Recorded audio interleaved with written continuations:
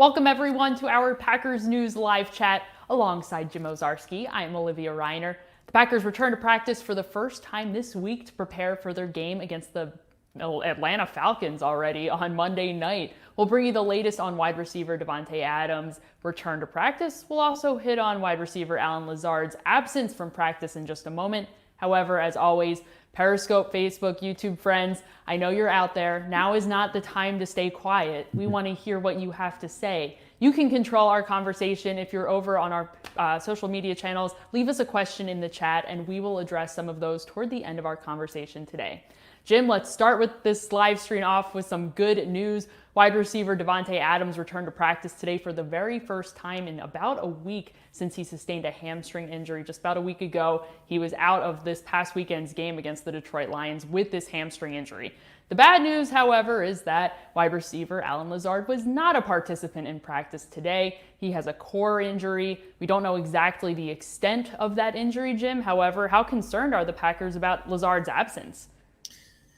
Well, they're concerned enough that they added two receivers to the practice squad. And let's not forget, Robert Foster, Reggie Begelton have been there, promoted Darius Shepard, before the Saints game.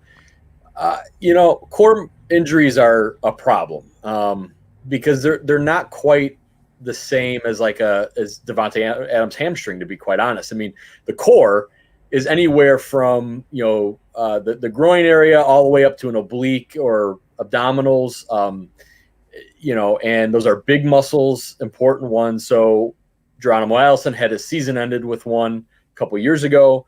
Robert Tonyan last year in Dallas, that knocked him out for however many weeks. And then though he played through it, clearly not the same player. And that required surgery in this offseason, Olivia. So regardless of severity or location, it's a problem. And, ideally, hopefully for the Packers and Lazard, it won't require surgery. But at the same point, it feels like even best case scenario, he's going to miss time even coming out of the bye week. When Adams was out this past weekend, Lazard was the one who stepped up. He had 146 yards and a touchdown. How productive can this offense still be without potentially Davante Adams or Lazard, seeing as they're questionable right now? Yeah, it's a good question. So last year, Packers go 4-0 without Davante Adams. They win in New Orleans, 5-0. Well, part of the way they adapted was by having Lazard. I mean, he emerged in 3 of the 4 games that Adams missed last year. Clearly was the go-to guy Sunday. So let's say they're both not there. Part of me, Olivia, feels that they're going to be just fine. This offense, and we've been saying this for the better part of a year, it's designed to get guys open. It's designed to have just a bunch of guys. Yes, you want Davante Adams, of course. But who was Lazard at this point last year? No one knew. He was Malik Taylor at this point last year, 3 games in. It's just some guy on the roster, right? So look, of course they want them, but I think with 5 tight ends healthy, all of their running backs healthy, Tyler Ervin healthy, Matt LaFleur and Nathaniel Hackett are going to find a way to get Jay Sternberger running 7 yards open and Tonyan running 6 yards open and Aaron Jones in the slot. I just think they're rolling that well right now, Olivia, that and frankly, Atlanta's that bad that I think at least for this Monday, they should be okay. Lazard was the absent player over on the offensive side. However, it was inside linebacker Christian Kirksey who was the notable name on defense who did not participate in today's practice. He's dealing with a shoulder injury that he sustained in-game against the Saints. Ty Summers came in for Kirksey during the game against the Saints, and he did well. He had 9 tackles total. However, one of the missed tackles that he had in that game was on Alvin Kamara's 52-yard catch-and-run touchdown. Jim, what does Summers need to do, likely, if he's going to start in place of Kirksey, if Kirksey isn't able to go? Yeah, it's I think this week he is going to be the guy, in that middle linebacker position, the green dot, so to speak, to call the plays. I think what'll be interesting though, Olivia, is how the Falcons choose to attack him. he relayed the calls and was in position. He looked okay Sunday night, but it's a different animal when Atlanta has all week to prepare for you, when they can look at what you did or didn't do on film, see if they can exploit something. We haven't seen Ty Summers cover a tight end, on a regular basis. What happens when they want Hayden Hurst or Todd Gurley to be the primary and have Ty Summers make decisions? And even Chris Barnes next to him as a rookie. We don't know. So I think, he'll be the guy if Kirksey is out, and it feels like he would be at this point. We just don't know, though, how he'll react when put in a situation of having to make plays and make adjustments with a veteran quarterback on the other side. Taking a look at the run defense in particular, Jim, the defense has been challenged by running backs like Dalvin Cook and Saints running back Alvin Kamara early in this season. The Packers' run defense has been at its worst on 1st and 10. Opposing teams are averaging 7.5 yards against the Packers' defense on 1st and 10 in particular. How can defensive coordinator Mike Pettin try to improve his personnel or maybe even his scheme in order to stop the run on early downs? Yeah, that's so interesting. It's such a weird stat, right? That is not good. And it clearly sets up 2nd and short and 3rd and short situations that, play into the offense's hands. They have so many issues stopping the run anyway, Olivia. I don't know if it's just as simple to say you're playing base defense with Chris Barnes and Ty Summers. Those are young guys. They seem to be in the right spots, but who knows?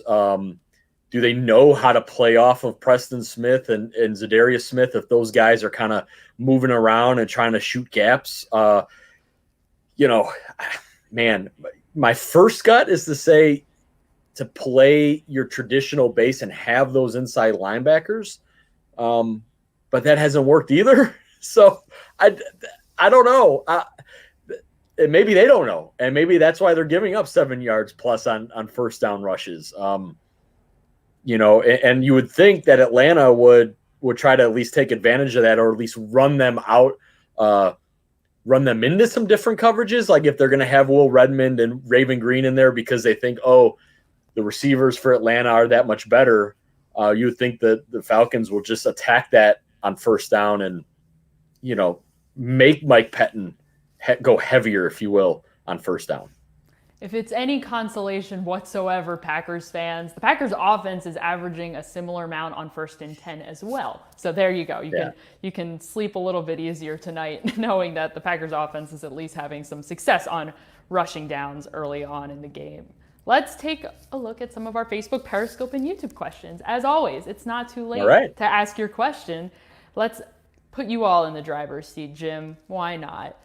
Let's start with a question here from Jordan, our good friend. Hello, Jordan. Jordan says, poor tackling has reared its ugly head again. If head coach Matt LaFleur isn't going to practice live tackling, how do the Packers fix it? Repetitive drill work. Jim, what is the key to remedying these poor tackling habits, especially in this past game against Saints running back Alvin Kamara, as the Packers head back to practice this week? Yeah. Well, Jordan, nobody practices tackling.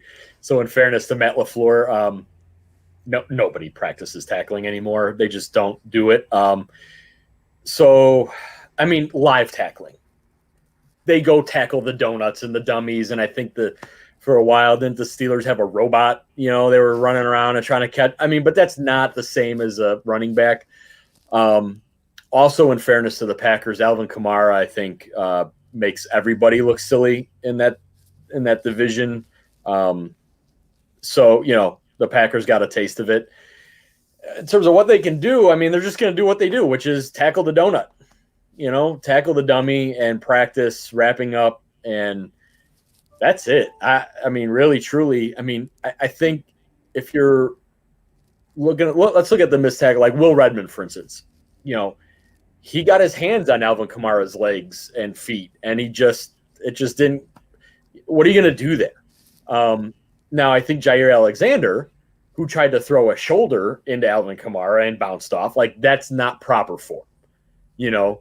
And I think, like, as Matt LaFleur said, there were guys who took bad angles and sort of ran themselves out of a position to even try. And so I think those, Jordan, are the things they can work on. But the one-on-one, the guy ran through your arms, I mean, that – what are you going to do? Like, honestly, in this day and age, they don't practice that. And it's just all they'll say is do better next time. Defensive backs coach Jerry Gray used the analogy, don't let your feet leave the high diving board. He saw too many of his defensive backs on the field, including Will Redmond and including Jair Alexander as well, leaving their feet, not buying enough time, staying on their feet and waiting for reinforcements to come down and help out in tackling. Alexander, he used the phrase butt him down is what Alexander tried to do. It was not successful, and it was not the form that Gray was looking for. Thank you, Jordan, for joining us and for asking another great question. Let's toss it over to Andy. Andy asks, can Packers wide receiver Marquez Valdes-Scantling handle being the number 2 in this offense? Jim, I know you have long lamented using the words wide receiver 1, wide receiver 2, wide receiver 3 in this offense. However, Allen Lazard has been anointed the second wide receiver on this Packers offense. Can receiver Marquez Valdes-Scantling, who did not have his greatest, most flashy night, he only picked up 5 yards on and a reception against the Saints this past weekend, can he assume that role if Allen Lazard isn't able to go this week? Yeah, I think Matt LaFleur is going to have to coach here for like 10 years, Olivia, before Packers fans kind of get the receiver 1, 2, 3 out of their head. I don't blame, and it's not a knock on you. Olivia made reference to it. It's just in Packerland for the better part of 20, 25 years, there's been clear 1, 2, 3 receivers. That's not how this offense works. But to your point, though, I mean, Valdes-Scantling is going to get the most attention Sunday if Adams and Lazard don't play. He referenced it in a tweet, I think, Sunday night, early Monday morning, Olivia, where he's like, wow, those Devontae Adams coverages are no joke. And Aaron Rodgers said that. Valdes-Scantling got more attention. So that meant Allen Lazard got one-on-ones and took advantage of it. So on one hand, yes, he can handle it because he's put enough on tape that he is going to warrant that coverage. So really the question, Andy, is more, is Darius Shepard, Malik Taylor, or if they pull up Robert Foster or Reggie Begelton, are those guys ready? Yeah, I think so, because the way this has been going through 3 weeks, why won't they be open by 6 yards? You know? And so, look, I'm going to go with what I've seen, and what I've seen are wide open Packers receivers. And even if one of those guys drops 1 or 2, like, they're still, Aaron Rodgers still going to go back to him. So yeah, Andy, long way to say yes. And it may not be receiver 2 or 3 or 4. It's just going to be, you know, whoever's running routes that are likely going to be open on Monday night. Andy, I'm not giving you a hard time. I'm definitely giving Jim a hard time because I know how grouchy Jim can be when it comes to certain things like this. No shade to Andy whatsoever. No. Thank you, Andy, for your question. Let's flip it over to Robbie. Robbie asks, when is defensive lineman Kenny Clark coming back? When is he going to be healthy enough to play in a game? It seemed like Clark was getting on the right track this past week. He practiced in a limited capacity on Thursday and Friday. However, he was not healthy enough to play in the game on Sunday. He did practice today. Jim, I don't recall if it was in a limited or in a full capacity. I think it was a limited capacity with the groin injury that he's been dealing with. How soon can Packers fans expect to see him back on the field? Yeah, I was a little surprised he didn't play Sunday night. Matt LaFleur, when I asked him about it, LaFleur he basically said, well, it's the marathon, not a sprint. And I don't blame him. I mean, Kenny Clark, as soon as he gets on the field, he's getting double teamed. So that's 700 pounds of pressure that he has to maneuver around on his lower half. So, I can see him playing this week, Robbie. If he practices on a limited basis, I can see him being questionable. I can also see the Packers just an abundance of caution with him and Devontae Adams and just saying, look, we're not giving up on the game, but we can try to make do. And when I answered Andy's question, yeah, I think they can win without Lazard and Adams, and I think they can win without Kenny Clark this week against Atlanta. And look, you're going to play – this team wants to go to the Super Bowl, and that's how they're thinking. That's how they're projecting. And they're not going to get there without Adams and Clark. So if they're planning on playing, what is Olivia, week 4, 14 straight games after this bye week? Short bye week, by the way. Why not give those guys and those soft tissue injuries as much time as possible? So when could be Monday, but I don't be surprised if it's Tampa Bay after the bye. It is a long season. Head coach Matt LaFleur is playing the long game. He said it many a time. Thank you, Robbie, for your question. I think this segues pretty nicely into, we have a lot of questions about potential free agent signings at wide receiver that the Packers might make or be interested in. Someone in particular in here, I apologize, I haven't seen this. I lost your question. I believe someone asked about potentially signing Jake Kummerow off the Bills practice squad. Jim, how desperate do the Packers need to be to go out and find either receivers that they've already had on the team in the offense in the past, however, they're not currently with the team, or even go out and find a bigger name free agent and bring them in at this point at wide receiver? Yeah, in regards to Touchdown Jesus, I think they're about 3 injuries away from signing Jake Kummerow off the Bills practice squad. And what I mean by that, Mark, is in order to do that, he has to go to the 53-person active roster.